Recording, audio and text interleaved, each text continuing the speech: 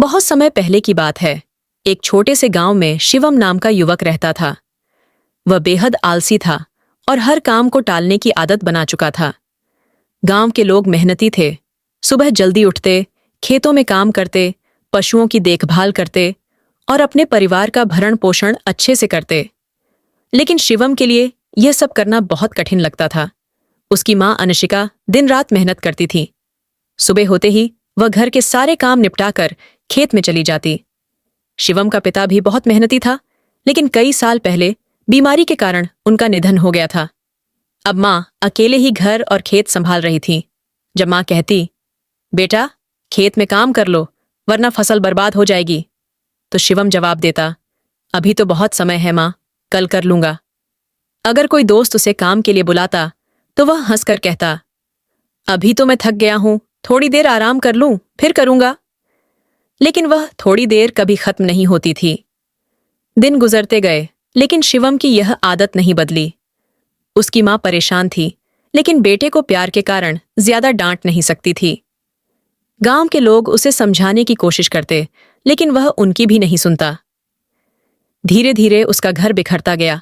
खेतों में खरपतवार उग आए और आलस के कारण उसकी हालत खराब होती चली गई।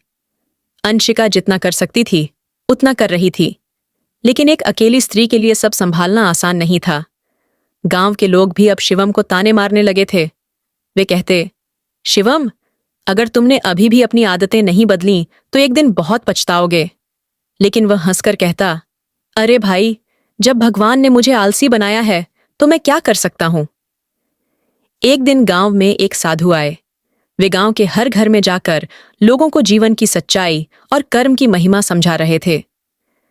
जब वे शिवम के घर पहुंचे तो उन्होंने देखा कि घर टूटी फूटी हालत में था। आंगन में गंदगी भरी थी, दीवारें कमजोर हो चुकी थीं और शिवम वहीं लेटा हुआ ऊँघ रहा था। साधु ने पूछा, बेटा, तुम इतने परेशान क्यों दिख रहे हो? शिवम ने आह भरकर कहा, महाराज, मेरा भाग्य खराब है। मेरे खेत बंजर हो गए हैं। मेरे पास खाने के लिए भी कुछ नहीं बचा। मैं बहुत परेशान हूं। साधु मुस्कुराए और बोले, बेटा, तुम्हारा भाग्य खराब नहीं, तुम्हारी सोच गलत है। भाग्य उन्हीं का साथ देता है जो मेहनत करते हैं। अगर तुम आज से ही काम में जुट जाओ तो तुम्हारी हालत बदल सकती है। लेकिन शिवम ने उनकी बातों को गंभीरता से नहीं लिया और फिर से सो गया। कुछ ही दिनों बाद गांव में अकाल पड़ गया। मेहनती किसानों ने पहले ही अपने खेतों से अनाज इकट्ठा कर लिया था और वे सुरक्षित थे। लेकिन शिवम के पास कुछ भी नहीं था। जब तक उसने काम करने का सोचा तब तक बहुत देर हो चुकी थी। अब उसे एहसास हुआ कि उसने अपनी जिंदगी कितनी बर्बाद कर दी थी। भूख से तड़पते हुए उसने सोचा, काश मैंने पहले ही मेहनत कर ली होती तो आज मुझे यह दिन नहीं देखना पड़ता। गांव के लोगों ने उसे अनाज देने से मना कर दिया, क्योंकि उनके पास अपने परिवार के लिए ही मुश्किल से अनाज था। अब शिवम को गांव छोड़ना पड़ा। भूखा प्यासा भटकते हुए शिवम एक दूसरे गांव पहुंचा। वहां के लोग मेहनती थे, लेकिन कोई भी उसे काम देने को तैयार नहीं था, क्योंकि सभी को आलसी लोगों से नफरत थी। अंत में एक बूढ़े किसान को उस पर दया आ गई और उसने कहा, अगर तुम सच में काम करना चाहते हो तो मैं तुम्हें अपने खेतों में मजदूरी पर रख सकता हूं, लेकिन ध्यान रहे, मेहनत करनी पड़ेगी। शिवम के पास कोई और विकल्प नहीं था, इसलिए उसने हां कह दिया। लेकिन उसके लिए यह काम बहुत मुश्किल था। पहले ही दिन खेत में हल चलाने से उसकी पीठ दुखने लगी। तेज धूप में काम करने से वह बेहोश होकर गिर पड़ा। किसान ने उसे पानी पिलाया और कहा, देखो बेटे, मेहनत करना आसान नहीं होता, लेकिन अगर तुम आदत बना लो तो यह तुम्हें एक दिन राजा बना सकती है। अब शिवम को यह बात समझ आ गई। अगले दिन से उसने पूरी लगन से काम करना शुरू किया। धीरे धीरे उसका शरीर मजबूत होने लगा और वह ज्यादा देर तक काम कर सकता था। कई महीने बीत गए। अब शिवम मेहनती बन चुका था। किसान ने उसकी मेहनत देखकर उसे खेत की देखभाल का बड़ा काम दे दिया। वह अब सिर्फ मजदूर नहीं, बल्कि एक जिम्मेदार इंसान बन गया था। कुछ सालों बाद जब वह अपने गांव लौटा तो वह पूरी तरह बदल चुका था। अब वह मेहनती और समझदार बन गया था।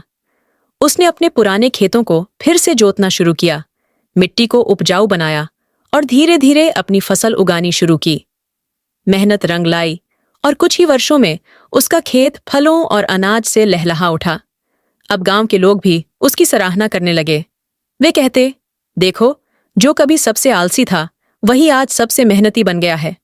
अब शिवम गांव के युवाओं को मेहनत करने की सीख देने लगा। वह कहता, आलस सबसे बड़ा शत्रु है। जो आज मेहनत नहीं करता उसे कल पछताना पड़ता है। गांव के कई युवा उसकी बातों से प्रभावित हुए और मेहनत करने लगे।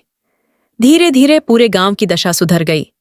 अब गांव में कोई भी आलसी नहीं था और हर कोई मेहनत कर रहा था। गांव समृद्ध हो गया, खेतों में लहलहाती फसलें उगने लगीं और लोग सुखी जीवन बिताने लगे।